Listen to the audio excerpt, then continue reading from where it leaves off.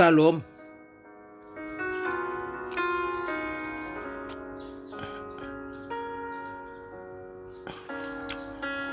Amatan hikmat. Hari ini amatan hikmat yang diambil dari teks Amsal pasal 1 ayat 1 sampai ayat 3. Saya membacakannya. Amsal pasal 1 ayat 1 sampai ayat 3. Tujuan Amsal ini. Amsal Salomo bin Daud, Raja Israel, untuk mengetahui hikmat dan didikan, untuk mengerti kata-kata yang bermakna, untuk menerima didikan yang menjadikan pandai, serta kebenaran, keadilan, dan kejujuran.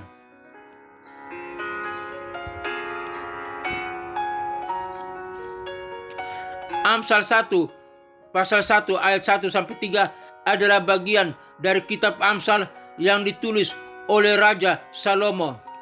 Dalam bagian ini, Salomo memperkenalkan konsep tentang hikmat dan bagaimana hikmat dapat membantu kita dalam kehidupan sehari-hari.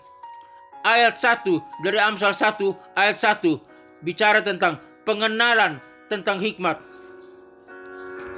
Dalam ayat 1, Salomo memperkenalkan konsep tentang hikmat dengan mengatakan perkataan Salomo bin Daud, Raja Israel. Dalam ayat ini, Salomo memperkenalkan dirinya sebagai Raja Israel dan memperkenalkan kitab Amsal sebagai kumpulan perkataan yang bijak. Sedangkan ayat 2, Salomo berbicara tentang tujuan hikmat. Dalam ayat 2, Amsal 1 ayat 2, Salomo menjelaskan tujuan dari hikmat dengan mengatakan untuk mengetahui hikmat dan didikan, untuk memahami perkataan yang bijak. Dalam ayat ini, Salomo menjelaskan bahwa tujuan dari hikmat adalah untuk memahami perkataan yang bijak dan untuk mengetahui hikmat dan didikan. Ayat 1 Amsal 1 ayat 3, Salomo berbicara tentang manfaat iman. Dalam Amsal 1 ayat 3, Salomo menjelaskan manfaat dari hikmat dengan mengatakan untuk menerima didikan yang bijak, keadilan, kebenaran, dan kejujuran. Dalam ayat ini, Salomo menjelaskan bahwa hikmat dapat membantu kita untuk menerima didikan yang bijak, keadilan, kebenaran, dan kejujuran. Aplikasi. Berikut adalah beberapa aplikasi dari Amsal 1 pasal 1 ayat 1 sampai ayat 3. 1. Mencari hikmat. Kita harus mencari hikmat dalam kehidupan sehari-hari. Kita dapat mencari hikmat dengan mempelajari kitab Amsal dan dengan mempraktikkan perkataan yang bijak. 2. Menerapkan hikmat. Kita harus menerapkan hikmat dalam kehidupan sehari-hari.